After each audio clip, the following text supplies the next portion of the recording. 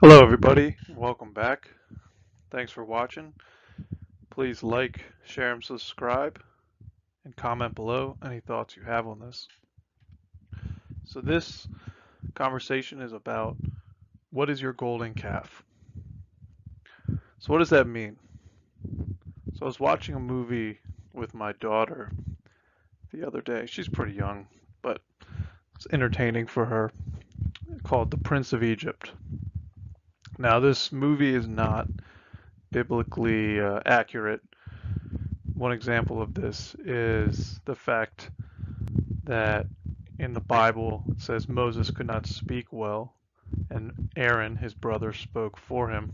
But in the movie, Moses does all the talking. Aaron is more of a antagonist to him in that he doesn't believe him, who he is, and such.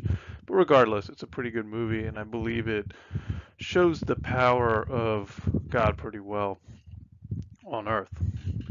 So, one of the key parts of the movie is the end. So after horse and rider have been cast into the sea, and the people of Israel have escaped Egypt and are on their way through the desert, Miriam and Moses' wife are singing their song, and it ends with Moses coming down the mountain carrying the Ten Commandments. You know, the typical happily ever after ending. But the story does not end there. As many of us know, the story was just beginning at that point. Because as Moses came down the mountain, he found that the people had turned away from God and had erected a golden calf. Melted down their gold and erected a physical object for them to worship instead of the non-physical God. So what they were escaping out of Egypt has been very debated. Whether they were physical slaves in that they were physically restrained and forced to do labor against their will, whether they were economic slaves in which they were slaves to the current labor situation, or whether they were mental or sociologically slaves in that they were stuck within the Egyptian system of cycles of Nile worship and sun worship cycles. So Moses led them out, and immediately upon being free, they turned back to something that would put them into bondage. So the question is, what is your golden calf?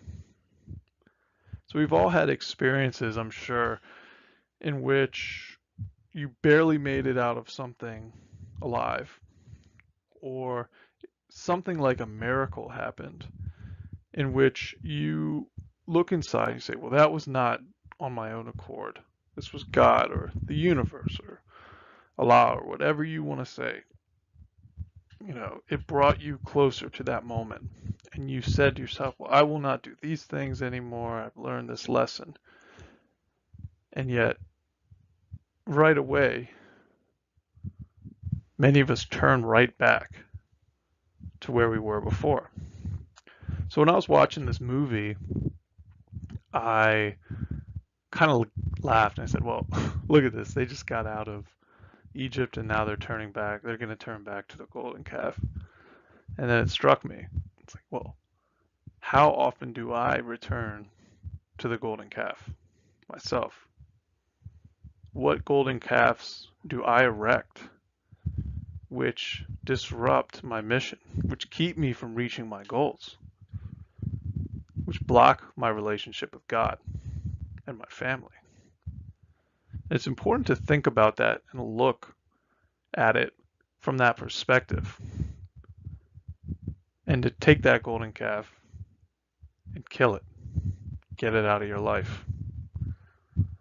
Because the story was just beginning for these people. They erect the golden calf. It's destroyed. The earthquake swallows people up, which is almost a forward shot at when the temple was torn in two after Jesus was killed. And then they march to the promised land, and they refuse to enter, even though God said it was delivered into their hands. They decided it was too much. They were afraid of the Philistines. The Philistines, a tribe, a mixed tribe of the sea peoples from the collapse of the Bronze Age empires, mostly made up of Greeks, Minoans, Iberians, and other Mediterranean people, conglomerated into the Middle East. And they saw them as giants and they were afraid, but they were just people. And God had delivered that land into their hands, and they turned away. So what is it that keeps you from reaching your goal and makes you focus on it? What obstacles do you erect yourself that keep you from reaching your true potential? Those are just some thoughts I had. Let me know what you have to say. Have a good night. Thanks for watching.